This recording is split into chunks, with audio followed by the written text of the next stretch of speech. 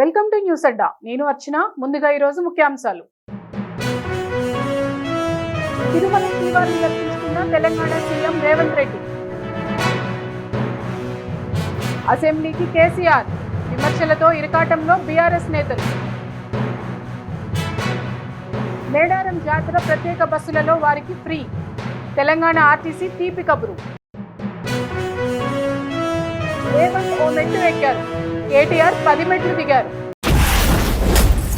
ఇక వివరాల్లోకి వెళ్తే, తెలుగు రాష్ట్రాలతో పాటు దేశవ్యాప్తంగా ఉన్న వైష్ణవ ఆలయాలు వైకుంఠ ఏకాదశి శోభతో వెలిగిపోతున్నాయి. భక్తులు వేకువజామున 2 గంటల నుంచే ఉత్తర ద్వార దర్శనం కోసం ఆలయాలకు తరలివచ్చారు. తిరుమల శ్రీవారి ఆలయంలో సోమవారం అర్ధరాత్రి 1:30 గంటల నుంచి వైకుంఠ ద్వార దర్శనాలు ప్రారంభమయ్యాయి. మొదట వీఐపీలకు వైకుంఠ ద్వారం గుండా శ్రీవారి దర్శనం కల్పించగా సాధారణ భక్తులకు ఉదయం 6 గంటల నుంచి దర్శనానికి అనుమతించారు. ఈ సందర్భంగా తెలంగాణ ముఖ్యమంత్రి రేవంత్ రెడ్డి కుటుంబ సభ్యులతో కలిసి వేకువజామునే శ్రీవారిని దర్శించుకున్నారు. సోమవారం రాత్రే తిరుమలకు చేరుకున్న ముఖ్యమంత్రి కుటుంబానికి ఆలయ అర్చకులు శాస్త్రోక్తంగా స్వాగతం పలికారు. టీటీడీ చైర్మన్ బీఆర్ నాయుడు, ఇతర అధికారులు సీఎంకు ఘనంగా స్వాగతం పలికారు. దర్శనానంతరం అర్చకులు ఆశీర్వచనం చేసి సీఎం కుటుంబానికి తీర్థ ప్రసాదాలు అందజేశారు. వైకుంఠ ఏకాదశి సందర్భంగా తిరుమల గిరులు, ఆలయ ప్రాంగణం గోవింద నామస్మరణతో మారుమోగుతున్నాయి. ప్రధాన ప్రతిపక్ష నేత కేసీఆర్ హాజరు కోసమే అసెంబ్లీకి వచ్చారా? 6 నెలల్లో ఒక్కసారి కూడా సభకు రాకుంటే ఎదురయ్యే న్యాయపరమైన చిక్కుల గురించి తెలుసుకొని సభకు అప్పుడప్పుడు వస్తున్నారా అంటే అవుననే సమాధానం వినిపిస్తుంది.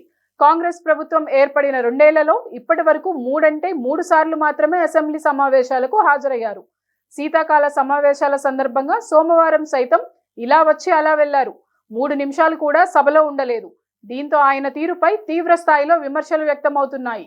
ఉదయం సభ జాతీయ గీతాలాపనతో ప్రారంభం కాగానే మాజీ ఎమ్మెల్యే రామ్రెడ్డి దామోదర్ రెడ్డి, చేవెళ్ల మాజీ ఎమ్మెల్యే కొండా లక్ష్మారెడ్డి మృతికి సంతాప తీర్మానం.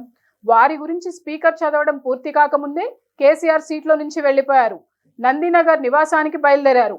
ఇది చూసి సభలో ఉన్నవారు, టీవీల్లో లైవ్ లో చూస్తున్న వారు సైతం ఆశ్చర్యానికి గురి చేసింది. మాజీ సీఎం కేసీఆర్ అసెంబ్లీకి వస్తున్నారు. ఇక ప్రభుత్వంపై యుద్ధమే, కాచుకోండి. నదీ జలాల గురించి అధికార కాంగ్రెస్ పార్టీని కడిగి పారేసుడే అంటూ బీఆర్ఎస్ నేతలు ఊదరగొట్టారు. అంతన్నారు ఇంతన్నారు. చివరికి కనీసం సంతాపం తీర్మానం చదివే వరకు కూడా సీట్లో కూర్చోకపోవడంతో ఆయనపై తీవ్ర స్థాయిలో విమర్శలు వ్యక్తమవుతున్నాయి. తెలంగాణ ఉద్యమంతో సంబంధం ఉన్న రామ్రెడ్డి దామోదర్ రెడ్డి, కొండా లక్ష్మారెడ్డిని చూసైనా అక్కడ ఉండొచ్చు కదా అంటున్నారు. తాము ప్రజలకు ఏ విధంగా సమాధానం చెప్పాలంటూ గులాబీ లీడర్లు, క్యాడర్ ఆందోళన చెందుతున్నారు. పార్టీ నాయకుడిగా ఆయనను ఎంతగా సమర్థించుకున్నా ప్రజలు అంత ఈజీగా వాటిని ఒప్పుకోరని వ్యాఖ్యానిస్తున్నారు. మరోవైపు సీఎం రేవంత్ రెడ్డి హుందాగా వ్యవహరించి కేసీఆర్ వద్దకు వచ్చి కరచాలనం చేశారు. ఆయన ఆరోగ్యం గురించి వాకబు చేశారు. కుశల ప్రశ్నలు అడిగారు. కానీ కేసీఆర్ మాత్రం 3 నిమిషాలు కూడా సీట్లో కూర్చోకుండా వెళ్లిపోవడంతో పార్టీ నాయకులకు ఇబ్బందికరంగా మారింది. సోషల్ మీడియాలో కేసీఆర్ తీరుపై తీవ్రస్థాయిలో విమర్శలు, అభ్యంతరాలు వ్యక్తమవుతున్నాయి. మరికొందరు మరో అడుగు ముందుకేసి కేసీఆర్ జీతం తీసుకోవడానికి అసెంబ్లీకి వచ్చారా అని విమర్శలు ఎక్కుపెట్టారు. ప్రధాన ప్రతిపక్ష నేతగా అసెంబ్లీకి వచ్చి అధికార పార్టీని నిలదీయాల్సి ఉండగా అవేవీ చేయకుండా తాను చెప్పిందే వేదంగా ఉండాలనే ఉద్దేశంతో ఆయన ఇంకా వ్యవహరిస్తున్నారని విమర్శిస్తున్నారు. గతంలో ఒకసారి బడ్జెట్ ప్రసంగం రోజున, మరోసారి గవర్నర్ ప్రసంగం రోజు ముచ్చటగా మూడోసారి సోమవారం శాసనసభ ప్రారంభం రోజున వచ్చి వెళ్లారని చెబుతున్నారు. గతంలో ప్రధాన ప్రతిపక్ష నేత ప్రసంగం అధికార పార్టీ సభ్యులు సీఎం కంటే ఎక్కువ సమయం తీసుకుని ప్రజా సమస్యలపై మాట్లాడేవారు. కానీ అందుకు విరుద్ధంగా ప్రధాన ప్రతిపక్ష నేత సభకు రావడమే గగనమన్నట్లు ఉందని గుసగుసలు వినిపిస్తున్నాయి. ఆసియా ఖండంలోనే అతిపెద్ద జాతర, విగ్రహాలు లేని విశిష్టమైన జాతర, తెలంగాణ కుంభమేళాగా పిలిచే మేడారం సమ్మక్క సారలమ్మ జాతరకు తెలంగాణ ఆర్టీసీ విస్తృత ఏర్పాట్లను చేస్తుంది. ప్రపంచంలోనే అతిపెద్ద జాతరగా ఉన్న మేడారం జాతర జనవరి 28వ తేదీ నుండి జనవరి 31వ తేదీ వరకు జరగనుంది.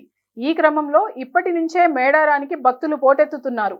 దీంతో తెలంగాణ ఆర్టీసీ ప్రత్యేక బస్సులను అందుబాటులోకి తీసుకువచ్చి ప్రయాణికులకు శుభవార్త చెప్పింది. తెలంగాణ రాష్ట్ర వ్యాప్తంగా వివిధ డిపోల నుంచి మేడారానికి బస్సులు నడవనున్నాయి. ముఖ్యంగా మేడారం జాతర జరుగుతున్న ఉమ్మడి వరంగల్ జిల్లా నుండి అత్యధికంగా బస్సులను నడపనున్నారు. వరంగల్ నుండి మేడారానికి తెలంగాణ రాష్ట్ర రోడ్డు రవాణా సంస్థ జాతర సందర్భంగా సాధారణ రోజుల్లోనూ ప్రత్యేక బస్సులను నడుపుతుంది. ముఖ్యంగా జనవరి 28వ తేదీ నుండి 31వ తేదీ వరకు జరిగే 2026 మేడారం జాతర కోసం హనుమకొండ, వరంగల్ డిపోల నుండి బస్సులు నడపనున్నారు. జనవరి 25 నుండి 3000కు పైగా బస్సులను ఏర్పాటు చేయాలని లక్ష్యంగా పెట్టుకున్నారు. మహిళలకు మహాలక్ష్మి పథకం కింద ఉచిత ప్రయాణ సౌకర్యం ఉంది. రద్దీని బట్టి బస్సులు నడుస్తాయి. ఖమ్మం రీజియన్ నుండి మొత్తం 224 ప్రత్యేక బస్సులను ఆర్టీసీ నడపాలని నిర్ణయించింది. ఖమ్మం నుండి 10, కొత్తగూడెం డిపో నుండి అత్యధికంగా 110, ఇల్లందు నుండి 41, భద్రాచలం నుండి 21, పాల్వంచ నుండి 15 బస్సులు ఇందులో ఉన్నాయి. ఏటూరు నాగారం నుంచి 17 బస్సులు, వెంకటాపూర్ నుంచి 6, మణుగూరు నుంచి 16, మంగపేట నుంచి 5 బస్సులు మేడారానికి నడవనున్నాయి.